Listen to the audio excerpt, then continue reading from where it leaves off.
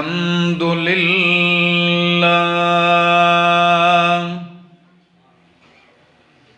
الحمد لله رب العالمين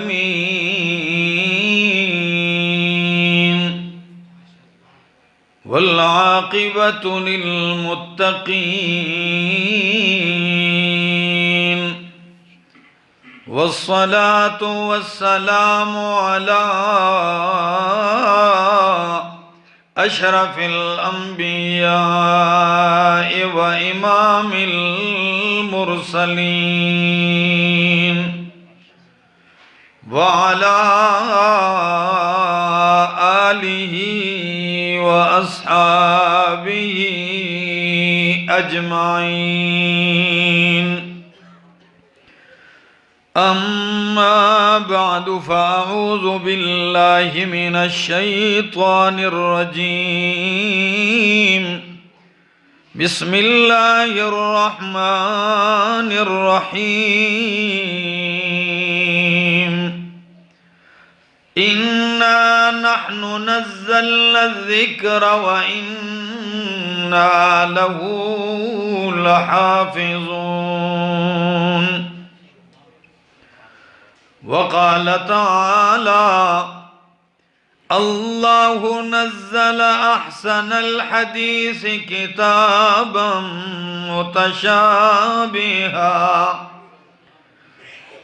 متشابها مثاني تقشعر منه جلود الذين يخشون ربهم ثم تلين جلودهم وقلوبهم إلى ذكر الله. ذلك هدى الله يهدي به من يشاء ومن يضلل الله فما له من هاد. وقال النبي صلى الله تعالى عليه وسلم: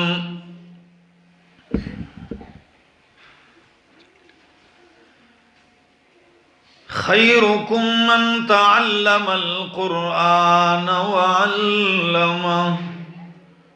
وقال النبي صلى الله تعالى عليه وسلم: إن الله يرفع بهذا الكتاب أقواما ويزع به آخرين. وقال النبي صلى الله تعالى عليه وسلم: إن لله أهلين من الناس. قالوا: ومن هم يا رسول الله؟ قال: أهل القرآن هم أهل الله وخاصته. سبحان ربك رب العزة عما يصفون وسلام على المرسلين والحمد لله رب العالمين.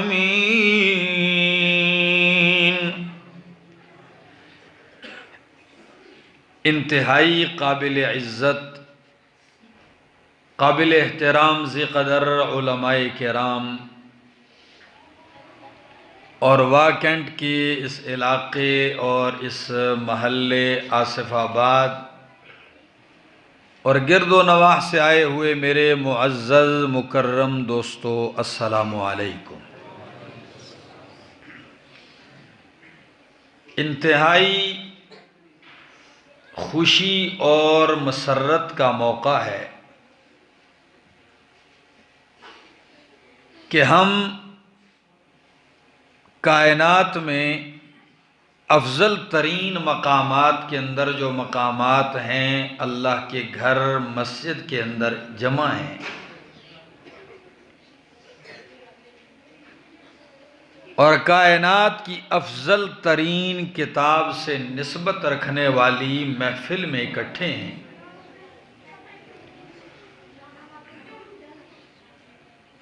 قرآن کریم یہاں پڑھا گیا، سیکھا گیا، بچوں نے سیکھا، اساتذہ کرام نے سکھایا، اور آج ہم ان کی خوشی میں شریک ہیں۔ اگر آپ قرآن مقدس کا مطالعہ کریں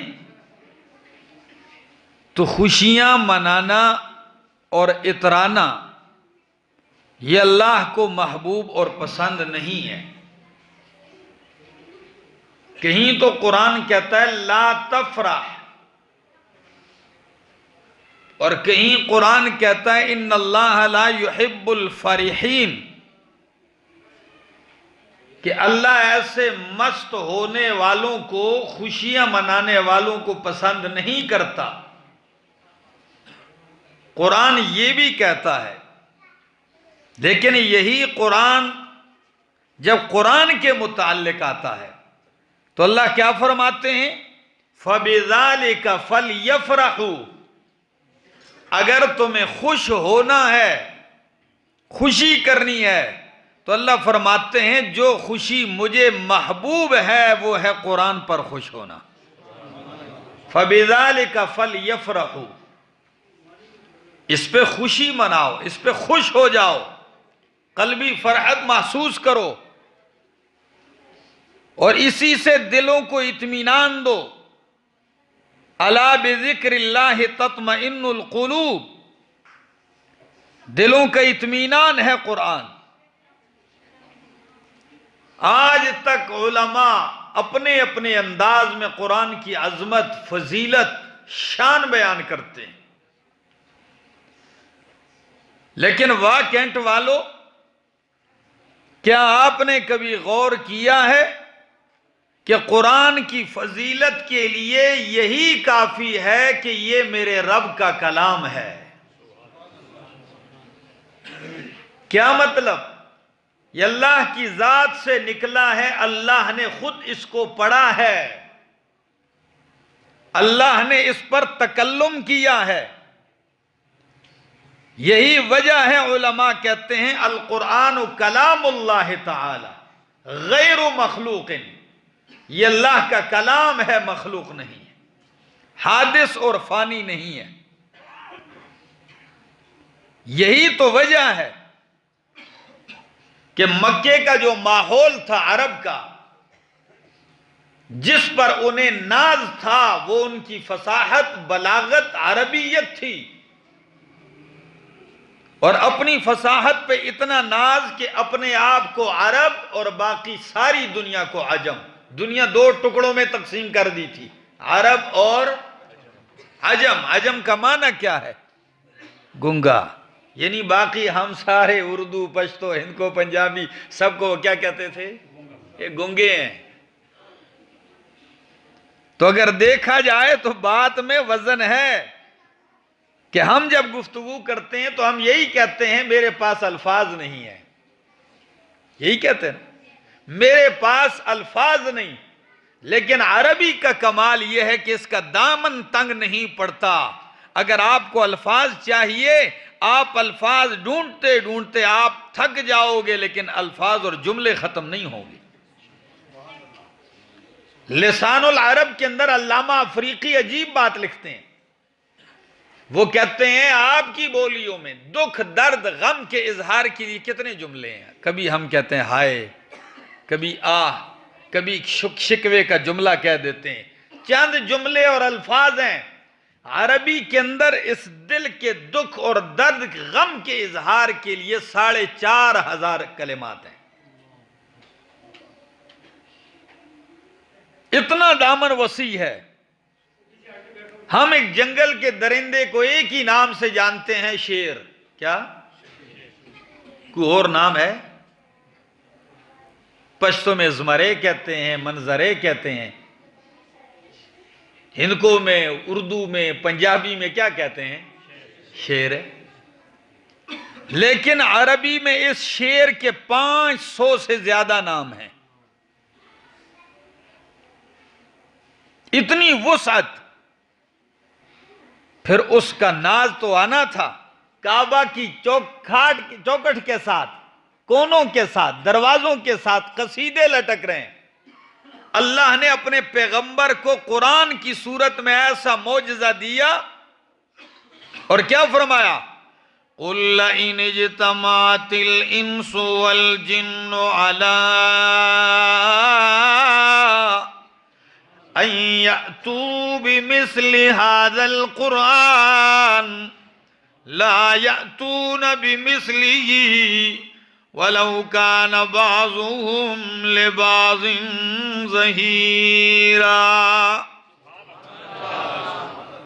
قُلْ لَئِنِ اجْتَمَعَتِ الْإِنسُ وَالْجِنُّ، میرے پیغمبر اعلان کر دیجئے اگر جمع ہو جائیں، اکٹھے ہو جائیں انسان اور جنات، عَلَىٰ أَن يَأْتُوا بِمِثْلِ هَذَا الْقُرْآنِ، اس قرآن جیسا قرآن بنا کے لانے پر، اس کے مقابلے میں اس جیسا قرآن بنانے کے لیے اکٹھے ہو جائیں، فرمایا لا یأتون بمثلہ، قرآن کی طرح قرآن بنا کے لا نہیں سکتے، وَلَوْ كَانَ بَعْضُهُمْ لِبَعْضٍ ظَهِيرًا، اگرچہ آپس میں تعاون بھی کریں، ایک دوسرے کی امداد بھی کریں، کمیٹیاں بن جائیں، یہ سارے شاعر، سارے ادیب، سارے فصحاء، بلغاء، ادباء جمع ہو جائیں، قرآن جیسا قرآن نہیں بنا کے لا سکتے۔ قرآن تو 114 سورتیں 30 پارے ہیں، اللہ نے فرمایا قُلْ فَأْتُوا بِعَشْرِ سُوَرٍ مِثْلِهِ مُفْتَرَيَاتٍ، زیادہ نہیں 10 صورتیں منتخب کر لو اور قرآن جیسی 10 صورتیں بنا کے لے آؤ، یہ بھی نہیں کر سکے۔ خدا را میں جس بات کی طرف آپ کو لانا چاہ رہا ہوں، انشاءاللہ آپ کے 14 طبق روشن ہو جائیں گے۔ سر میری طرف توجہ کیجئے، جو بچے ہیں ان کو خاموش کروا دیں، توجہ ہے آپ کی؟ فرمایا 10 صورتیں بنا کے لے آؤ، نہ کر سکے، فرمایا قُلْ إِن كُنتُمْ فِي رَيْبٍ مِّمَّا نَزَّلْنَا عَلَىٰ عَبْدِنَا فَأْتُوا بِسُورَةٍ مِّن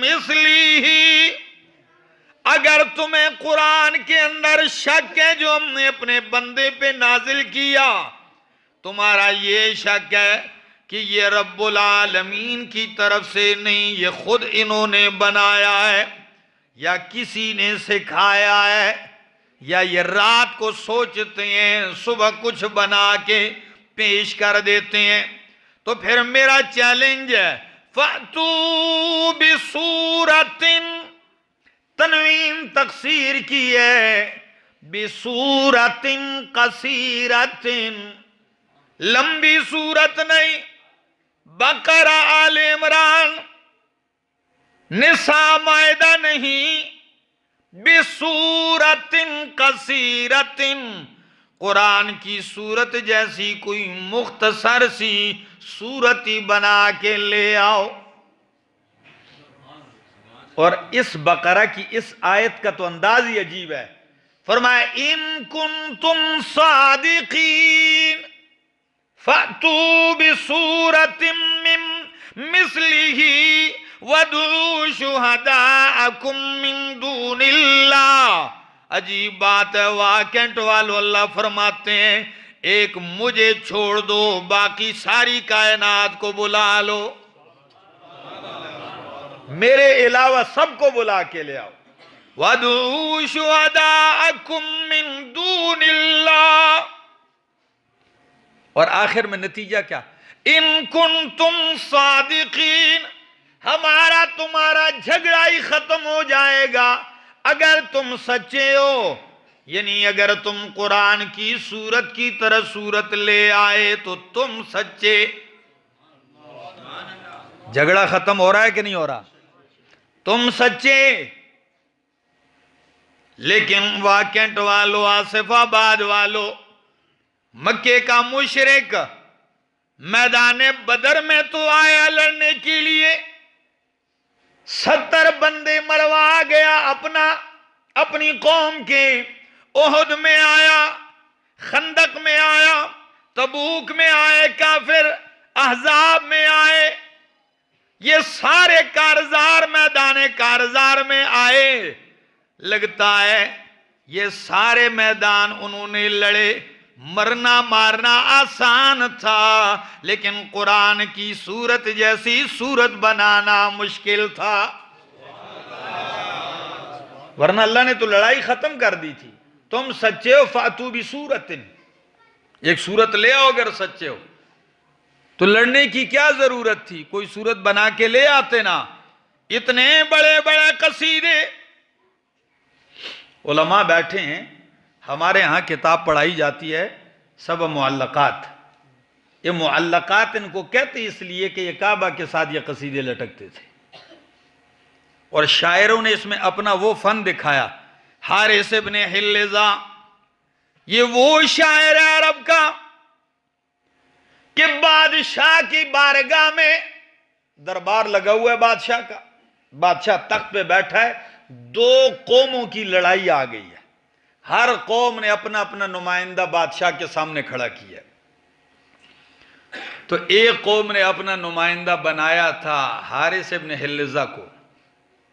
اب حارث جب بادشاہ کے سامنے کھڑا ہے تو یہ کوڑ کا مریض تھا، برس کا، سارے چہرہ بگڑا ہوا تھا، تو بادشاہ تو بڑا نفیس مزاج ہوتے ہیں، بادشاہ نے جب اس کے چہرے کو دیکھا تو بادشاہ نے کہا مجھے کراہت آتی، اس کو میرے آگے سے ہٹاؤ۔ تو جس کی شکل ہی بادشاہ نہ دیکھنا چاہے تو اس کی بات سنے گا، اس کے حق میں فیصلہ کرے گا؟ یہ تو پہلی پوڑی ہے، کہا بھائی اس کو ہٹاؤ میرے آگے سے۔ بادشاہ سلامت کیسے ہٹائیں، قوم کا مقدمہ لے کے آیا ہے۔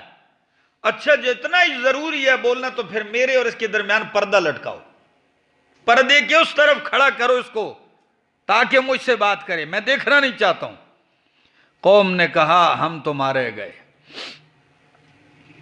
حارث کھڑا ہوتا ہے، اس کے ہاتھ میں نیزہ ہے، عصا کی جگہ نیزہ ہے، اور سمجھ گیا کہ آج باج بادشاہ کو منوانے کا طریقہ زور کلام، فصاحت، بلاغت کے علاوہ کوئی نہیں ہے، تو بولنے لگا۔ فی البدی 75 اشعار کا قصیدہ کہہ دیا اور اپنا مقدمہ سارا اس قصیدے میں پیش کر دیا، اپنا پورا مقدمہ اشعار میں کہہ رہا ہے، اور اتنے جذبات میں آ گیا۔ واکنٹ والو، تاریخ نے لکھا ہے کہ نیزے کی جو دھار والی جانب ہے وہ اوپر تھی اور اتنے جلال سے لگا ہوا ہے کہ نیزے نے اس کے ہاتھ میں سوراخ کیا، نیزہ اوپر نکل آیا تھا، ہاتھ کے اوپر نیزہ آ گیا، خون بہ رہا ہے، یہ جذبات میں اس قدر بول رہا ہے۔ اس کی فصاحت نے بادشاہ کے 14 طبق روشن کر دیے۔ بادشاہ نے پردہ بھی ہٹا دیا بیچ سے اور کہا فیصلہ بعد میں ہوگا، پہلے اس کو میرے ساتھ دسترخوان پہ بٹھا کے کھانا کھلاؤ۔ جن کے پاس اتنی قوت، کلام کا اتنا پاور، جس کو دیکھا نہیں جا رہا ابھی اس کو دسترخوان پہ بٹھا کے کھانا کھلایا جا رہا ہے، اتنا زور۔ لیکن قرآن جب آیا، یہی دعوے دار، ایسے شعراء سارے حیران ہیں، اور قرآن کی صورت جیسی ایک صورت بنا کے لا نہیں سکے۔ آخر کیا وجہ ہے واکنٹ والو؟ قرآن تو بار بار کہتا ہے الف لام میم کاف ہا یا عین صاد نون والقلم وما یسطرون یاسین۔ 29 سورتوں کے شروع میں حروف مقطعات ذکر کیے۔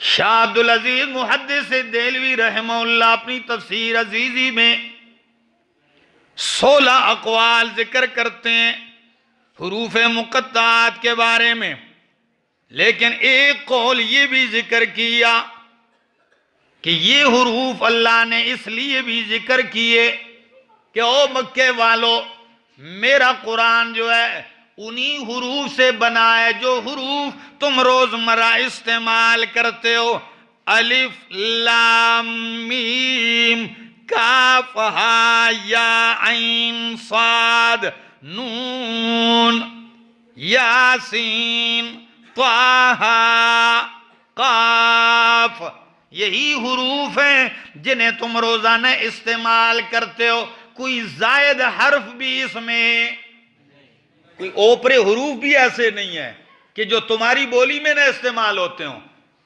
پھر بھی تم قرآن جیسی کوئی صورت بنا کے کیوں نہیں لا سکتے ہو؟ ماننا پڑے گا کہ یہ مخلوق کا کلام نہیں ہے، یہ خالق کا کلام ہے۔ یہ کس کا کلام ہے؟ اور واکنٹ والوں میں اکثر کہا کرتا ہوں، مخلوق جو چیز بنائے اس جیسی بنانا بھی ممکن ہے، اس سے بہتر بنانا بھی ممکن ہے۔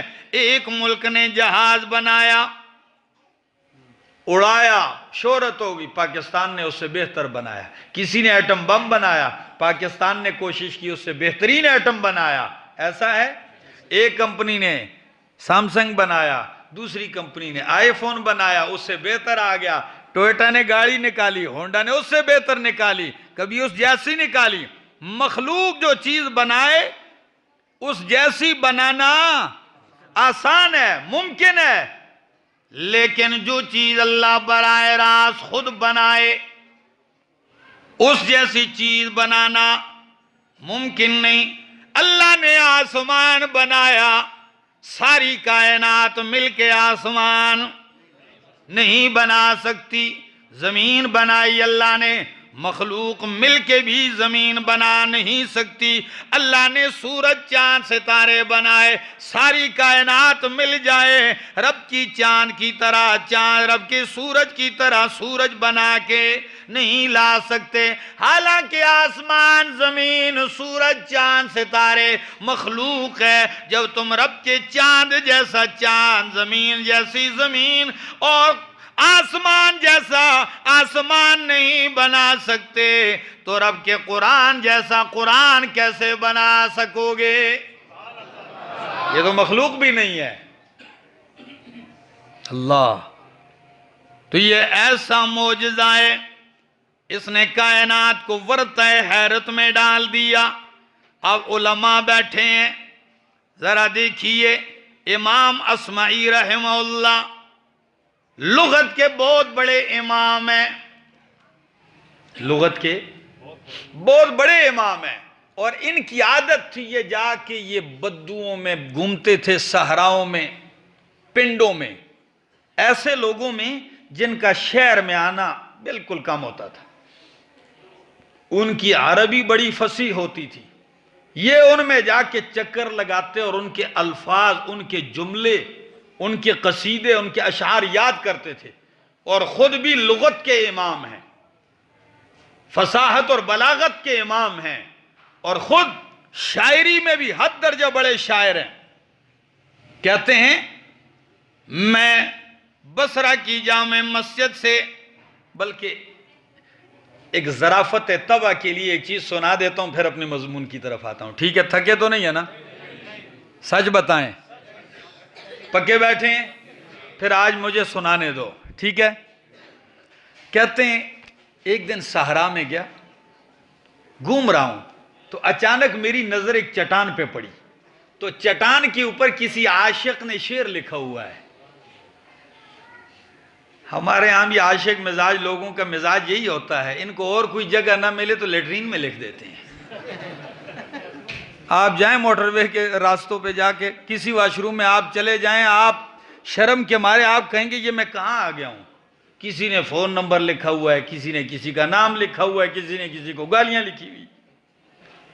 ایک واش روم میں جانا ہوا تو میں نے دیکھا اس پہ لکھا ہوا ہے جی ادھر گندی بات لکھنا منع ہے، یہ لکھا ہے۔ کسی نے اس کے نیچے لکھا ہوا ہے تو ادھر ستھری بات لکھنا کون سی جائز ہے؟ تو تیسرے نے کہا بھائی تم دونوں غلط کر رہے ہو جو لکھ رہے ہو، تم دونوں نے غلط کیا. یہ حالات ہیں. کوئی کیا ہے؟ قلم کا بے دریغ استعمال اور غلط استعمال. ایسے لوگوں یہ بھی کہیں گے ہم پڑھے لکھے ہیں. میں ایسوں کو پڑھا لکھا نہیں سمجھتا ہوں، ایسوں کو گرا پڑا سمجھتا ہوں. دوستو، تو شاعر نے اور کوئی جگہ نہ ملے تو چلو کم از کم اپنے دل کے اس بڑاس کا اظہار ڈرائیور جو ہے اپنی گاڑیوں پہ کر دیتے ہیں. میں تو اکثر روڈوں پہ ہوتا ہوں تو ٹرکوں پہ اشعار، رکشوں پہ اشعار. کسی نے تو دل ادھر رکشے میں آگے لٹکایا ہوتا ہے، کسی نے بیچ میں تیر بھی ڈالا ہوتا ہے کہ بس میرا دل تو 2 ٹکڑے ہو جائے. تیر لگا ہوا ہے، خون بہ رہا ہے. عجیب مزاج ہے لوگوں کا. تو کہتا ہے کسی شاعر نے لکھا ہے، کیا لکھا ہے؟ یا معاشر العشاق باللہ خبرو، الا یا معاشر العشاق باللہ خبرو، اذا حل عشق بالفتى کیف یصنعو. او عاشقوں کی جماعت، عشق جب نوجوان کے اندر دھنس جائے تو پھر وہ کیا کرے؟ مشورہ لے رہا ہے نا. عشق دھنس جائے اندر تو کیا کرے؟ امام اصمعی فرماتے ہیں مجھے اور کوئی طریقہ نہیں ہے، میں نے بھی کوئی چاک اٹھایا، اس کے نیچے اسی وزن پہ اس کو جواب لکھ دیا. کیا لکھا؟ میں نے کہا یداری ہواہ ثم یکتم امرہ، یداری ہواہ ثم یکتم امرہ، ویخشع فی کل الامور ویخضع. ہاں، نرمی کرے اپنے معاملے میں اور اپنے راز کو چھپا کے رکھے، دیواروں پہ نہ لکھے، عاجزی اختیار کرے. آ گیا لکھ کے جواب. اگلے دن جب پھر عصر کے بعد جانا ہوا،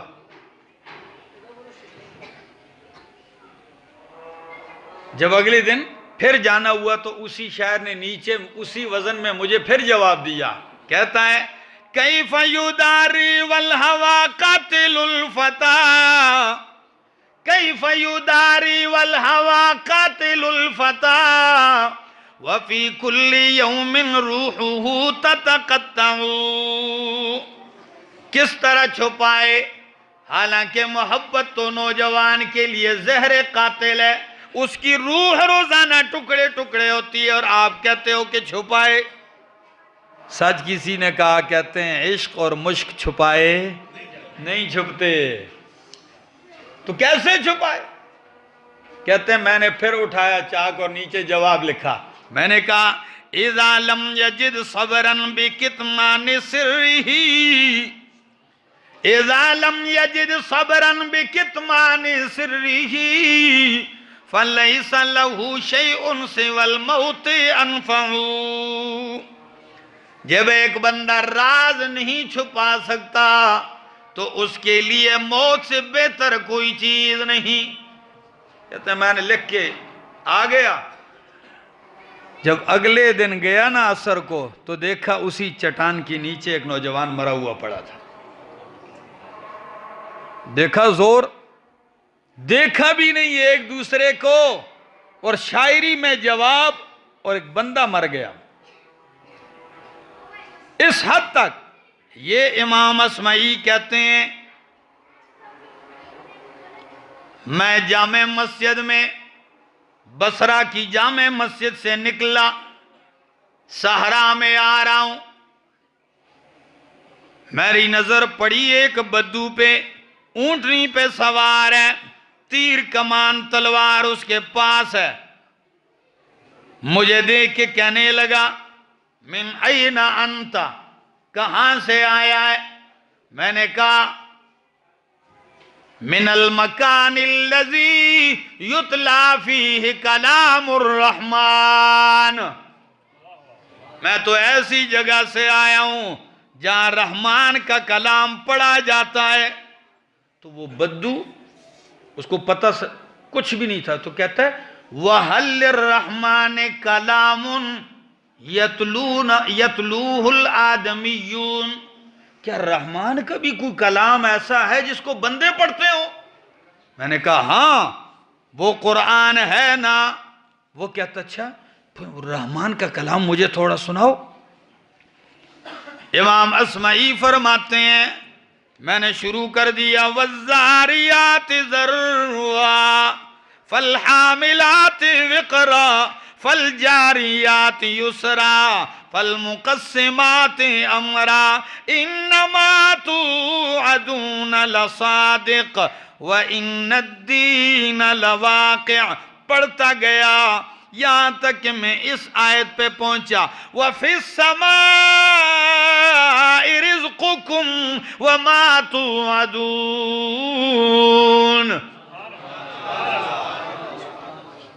وَفِي السَّمَاءِ رِزْقُكُمْ وَمَا تُوعَدُونَ. او کائنات والو آسمان میں تمہاری روزی ہے، عالم بالا میں تمہاری روزی ہے، وَمَا تُوعَدُونَ، اور وہ کچھ ہے جس کا تم سے وعدہ کیا گیا. کہتے ہیں جب بدو نے یہ آیت سنی تو کہتا اچھا ٹھہر جاؤ. مجھے روکا، فوراً بڑا اور اپنی اونٹنی کو ذبح کر ڈالا. نکلا ہوا شکار کے لیے تھا، اونٹنی کو ذبح کر دیا اور مجھے کہتا ہے ادھر آؤ میرے ساتھ تعاون تو کرو نا اس کے کاٹنے میں. امام اصمعی فرماتے ہیں میں بھی شروع ہو گیا، کاٹنے میں لگے ہوئے ہیں. ساری اونٹنی ذبح کر کے کاٹ کے تقسیم، کوئی ادھر سے آ رہا ہے اس کو دے رہا ہے، جا رہا ہے اس کو دے رہا ہے، ساری تقسیم کر دی. پھر اس نے اپنی کمان کو ایسے پکڑا اور 2 ٹکڑے کر دیا، نیچے پھینک دیا، تلوار پاؤں کے نیچے رکھ دی اور مجھ سے رخصت ہوتے ہوئے یہ ہاتھ یوں اوپر کر کے کہتا ہے وَفِي السَّمَاءِ رِزْقُكُمْ وَمَا تُوعَدُونَ. وَفِي السَّمَاءِ رِزْقُكُمْ وَمَا تُوعَدُونَ. یہی جملے کہتا ہوا چلا گیا.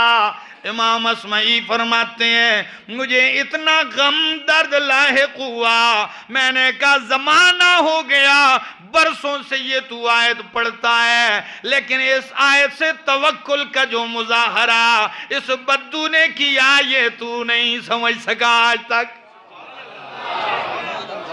کہتے ہیں بدو چلا گیا. انشاءاللہ با حوالہ بات کروں گا، توجہ رکھیے ذرا. چلا گیا بدو. یہ میں نے جو آیتیں پڑھی یہ سورہ زاریات 26واں پارہ آخری صفحہ ہے. کہتے ہیں میں چلا گیا، وہ بھی رخصت میں غمگین آ گیا. سال کے بعد ہارون الرشید خلیفہ کے ساتھ میں حج بیت اللہ پہ چلا گیا.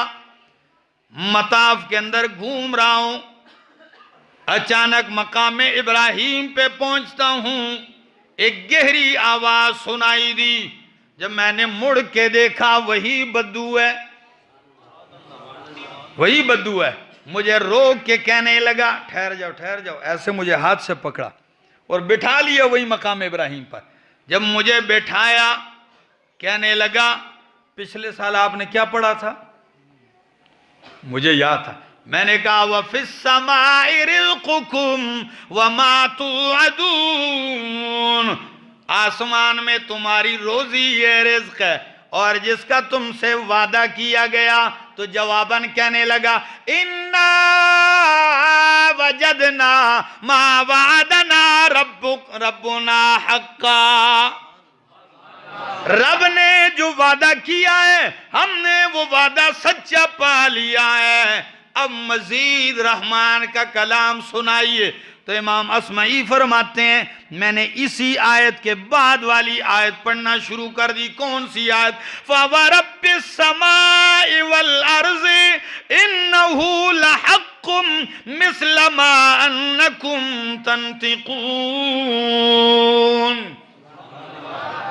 فَوَرَبِّ السَّمَاءِ وَالْأَرْضِ، واقعات والو معنی کیا ہے؟ قسم ہے آسمان و زمین کے رب کی، اِنَّهُ لَحَقٌّ ننطقکم مثل ما انکم تنطقون، کہ یہ قرآن، یہ جو میں نے تم سے وعدہ کیا ہے، یہ وعدہ حق ہے، ایسے ہی حق ہے، ایسا ہی سچا ہے جس طرح تم آپس میں ایک دوسرے سے باتیں کرتے ہو اور کوئی شک نہیں کرتا تمہاری گفتگو سچی ہے، اسی طرح یہ وعدہ حق ہے۔ قسم اٹھا کے رب نے کہا۔ بدو نے ایک دم ہاتھ پیچھے کیا اور کہنے لگا سبحان اللہ من اغضب الجلیل حتی اقسما، او اللہ کے بندو، میرے رحمان رب کو کس نے غصہ دلایا کہ وہ قسمیں اٹھانے لگ گیا ہے؟ من اغضب الجلیل، کس نے رب کو غصہ دلایا کہ وہ قسمیں اٹھا رہا ہے؟ یہ بات کہی، فصاحہ، چیخ ماری اور اس کی روح وہیں پرواز کر گئی، چیخ نکلی اور اس کی روح پرواز گئی۔ سورہ زاریات اسی آیت کے ذیل میں امام قرطبی نے اپنی تفسیر قرطبی کے اندر یہ واقعہ لکھا ہے، اور امام ابن قدامہ نے کتاب التوابین کے اندر بھی یہ واقعہ ذکر کیا ہے۔ اس سے اندازہ لگتا ہے کہ قرآن کو ذرا بھی بندہ سمجھ رکھے اس کے زور کا پتہ چلتا ہے، کتنا اثر ہے۔ ہم نے سمجھا ہی نہیں تو اس لیے ہمیں پتہ بھی نہیں ہے۔ ایک ہم عجمی ہیں اور دوسرا ہم عجم بھی ہیں اور بیغم بھی ہیں، دونوں کام ہیں۔ کوئی فکر نہیں، زندگی ساری گزر گئی، کبھی درد نہیں پیدا ہوا کہ یار زندگی گزاری ہے، اس کتاب کا کل کیا جواب دوں گا رب کو۔ پتہ یہ کیسی کتاب ہے؟ قربان جاؤں علامہ اقبال رحمہ اللہ نے تو کہا تھا کہ یہ تو ایک زندہ ہے، زندہ کتاب ہے، جیسے ایک زندہ چیز ہے۔ اور حدیث سن لیجئے، نبی علیہ السلام نے فرمایا ان القرآن یلقا صاحبہ یوم القیامہ، قیامت والے دن قرآن اپنے پڑھنے والے، ماننے والے، سمجھنے والے خادم کے پاس آئے گا، کالرجل الشاحب، ایسے بندے کی صورت میں۔ امام نووی اور امام سیوطی رحمہ اللہ معنی کرتے ہیں شاحب کا، وہ کہتے ہیں شاحب کا معنی متغیر اللون والکیفیہ، کہ رنگ بدلا ہوا، عجیب کیفیت میں قرآن ایک نوجوان کی شکل میں آ جائے گا اور کہے گا اتعرفنی، مجھے جانتے ہو؟ یہ قرآن کا خادم کہے گا میں نہیں جانتا۔ قرآن کہے گا انا صاحبکا، او میرا دوست، میں تیرا وہ ساتھی ہوں جس نے تجھے دن کو پیاسا رکھا، رات کو تیری نیندیں اڑا رکھی تھیں، دن کو روزے میں تھا، رات کو قیام اللیل تجھ سے کرواتا رہا، اور تیرا رنگ دن کو روزے رکھ کے اور رات کے قیام سے تیرا رنگ بدل چکا تھا۔ محدثین فرماتے ہیں یہ قرآن اسی کیفیت میں آئے گا، اس کا بھی رنگ بدلا ہوا ہوگا، اس انداز میں آئے گا جیسی تیری کیفیت تھی، اور قرآن کہے گا آج میں تجھے چھوڑنے نہیں آیا ہوں۔ یہ مرد آگے بڑھے گا اللہ کی بارگاہ میں، یہ قرآن، اور دونوں ہاتھ ایسے ایسے، فَيُوتَى فِي يَمِينِهِ الْمُلْكَ وَفِي يَسَارِهِ الْخُلْدَ۔ محدثین فرماتے ہیں اس حدیث کا مطلب یہ ہے کہ دونوں ہاتھوں میں، یعنی ایک ہاتھ میں بادشاہت ہوگی قرآن کے اور دوسرے ہاتھ میں خلد ہوگی ہمیشہ، یعنی دنیا سے کئی گنا بڑی جنت تیرے سامنے کر دے گا اور ہمیشہ کے لیے تیرے نام کر دے گا۔ یہ قرآن ہے، یہ تو ایسی کتاب ہے، لیکن کاش کہ ہم سمجھیں۔ میرے ذہن میں یہی امام اصمعی گھوم رہے ہیں۔ ایک آپ کی طبیعت کو شوق دلانے کے لیے ایک اور منظر پیش کر دیتا ہوں، ذرا سنیے اور لطف اٹھائیے۔ چونکہ ان کا مزاج ہی یہ رہا ہے، ساری زندگی یہی کرتے تھے، بدوؤں کے پاس جاتے تھے اور قرآن کے اعجاز پہ بہت کچھ پیش کیا ہے۔ کہتے ہیں اللہ، میرا جانا ہوا ایک محفل میں، دوست بھی بیٹھے ہیں اور بدو بھی بیٹھا ہوا ہے۔ اللہ، بدو بیٹھا ہے تو میں نے جا کے اس کے سامنے قرآن پڑھنا شروع کر دیا، سورۃ مائدہ پڑھ رہا ہوں، یہاں پہنچا وَالسَّارِقُ وَالسَّارِقَةُ فَاقْطَعُوا أَيْدِيَهُمَا۔ واقعات والو آپ کی توجہ ہے؟ وَالسَّارِقُ وَالسَّارِقَةُ، چوری کرنے والا مرد، چوری کرنے والی عورت، فَاقْطَعُوا أَيْدِيَهُمَا، ان کا ہاتھ کاٹ دو۔ اچھا، فَاقْطَعُوا أَيْدِيَهُمَا جَزَاءً بِمَا كَسَبَا، یہ بدلہ ہے اس کا جو انہوں نے کیا ہے، نَكَالًا مِّنَ اللَّهِ، یہ اللہ کی طرف سے عبرتناک سزا ہے، واللہ عزیز حکیم۔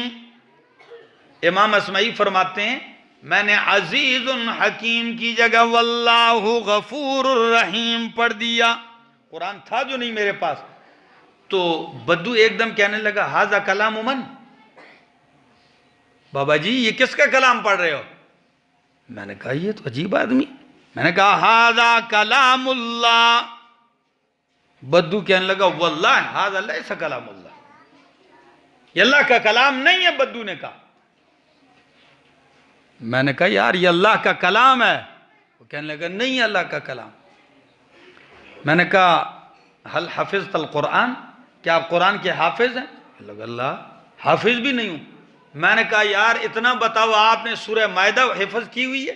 کیا آپ کو پتہ ہو کہ یہ سورہ مائدہ کی آیت نمبر 48 ہے، 38 ہے؟ کہنے لگا مجھے سورہ مائدہ کا بھی کوئی پتہ نہیں، پر یہ اللہ کا کلام نہیں۔ امام اصمعی فرماتے ہیں مجھے اتنا حیران کر دیا، میں نے کسی کو بھیجا، میں نے کہا جاؤ قرآن لے آؤ ذرا۔ جب قرآن لایا گیا اور میں نے یہ آیت نکالی تو آیت تو یوں تھی واللہ عزیز حکیم، اور میں نے غلطی سے کیا پڑھا تھا؟ غفور الرحیم۔ علماء بیٹھے ہیں تو غفور الرحیم بھی کون ہے؟ بولو، اور عزیز حکیم، پھر اس کا اعتراض کیوں؟ اندازہ لگائیے قرآن کلام اللہ ہے، ایسے سمجھ میں آئے گا۔ میں نے کہا واقعی میں نے غلط پڑھا ہے، لیکن او بدو اتنا تو بتا تجھے کیسے پتا چل گیا کہ یہاں غفور الرحیم نہیں ہے، یہ غلط ہے؟ کہنے لگا اللہ کے بندے سیاق سے پتا چل گیا کہ اللہ فرماتے ہیں چوری کرنے والا مرد اور عورت اس کے ہاتھ کاٹ دو، تو اگر ہاتھ کاٹ دینے کا حکم دیا تو غفور الرحیم کا تقاضا یہ نہیں ہے۔ غفور الرحیم کا تقاضا تو یہ تھا کہ ہاتھ نہ کاٹا جاتا۔ ان کان غفر ورحم لما قطع، اگر اللہ نے اس کو بخشا ہوتا اور رحم کیا ہوتا تو ہاتھ کاٹنے کا حکم۔ اب آپ نے ٹھیک پڑھا کہ واللہ عزیز حکیم، تو میں بھی کہتا ہوں کہ عزا فحکم فقطع، عزا فحکم فقطع، کہ اللہ عزیز زبردست ہے، تو جب وہ زبردست ہے اس نے حکم چلایا، جب حکم چلایا فقطع، ہاتھ کاٹ دیا۔ اس سے مجھے جو ایک چیز اور یہ بھی سمجھ میں آئی کہ قرآن مقدس میں اللہ نے جہاں اپنے اسماء اور صفات ذکر کیے ہیں ان کا سیاق کے ساتھ بھرپور ربط ہے، رب کا کلام بے ربط نہیں ہو سکتا۔ جو نام اللہ نے اس میں گرامی اور جو صفت جہاں ذکر کی ہے وہ اسی موقع کے مناسب ہے۔ آج تک علماء ربط قرآن کے اوپر لکھ رہے ہیں، اور عجائبات، یہ کتاب ہی ایسی ہے۔ دوستو، اللہ ہمیں قرآن مقدس کے ساتھ شغف نصیب فرمائے، محبت نصیب فرمائے۔ پتہ ہے کون لوگ ہوتے ہیں؟ قرآن کی خدمت والے لوگ کون ہیں؟ نبی علیہ السلام نے فرمایا ان للہ اہلین من الناس، لوگوں میں سے کچھ اہل اللہ ہوتے ہیں. ان للہ اہلین من الناس، لوگوں میں سے کچھ لوگ کیا ہوتے ہیں؟ اہل اللہ، اللہ والے ہوتے ہیں. صحابہ نے فرمایا قالوا ومن ہم یا رسول اللہ، اللہ کے محبوب وہ اہل اللہ کون ہیں؟ فرمایا اہل القرآن ہم اہل اللہ وخاصتہ، قرآن والے ہی اہل اللہ ہیں وخاصتہ، اور یہی اللہ کے خاص الخاص ہیں. اللہ، ہمارے ہاں جب کسی بندے کی عزت کرنی کہتے ہیں فلاں بندہ بڑا اچھا ہے، وہ ایم پی اے کا خاص بندہ ہے، فلاں آدمی بڑا اونچا ہے، وہ بھائی کیوں؟ وزیر اعظم کا خاص بندہ ہے. میرے دوستو یہ کیا خاص ہوں گے؟ قرآن والے میرے رب کے خاص ہیں. اہل القرآن ہم اہل اللہ وخاصتہ، اللہ انہی خواص میں ہمیں شامل کر دے. زندگی باقی، ملاقات باقی. آخر دعوانا ان الحمدللہ رب العالمین.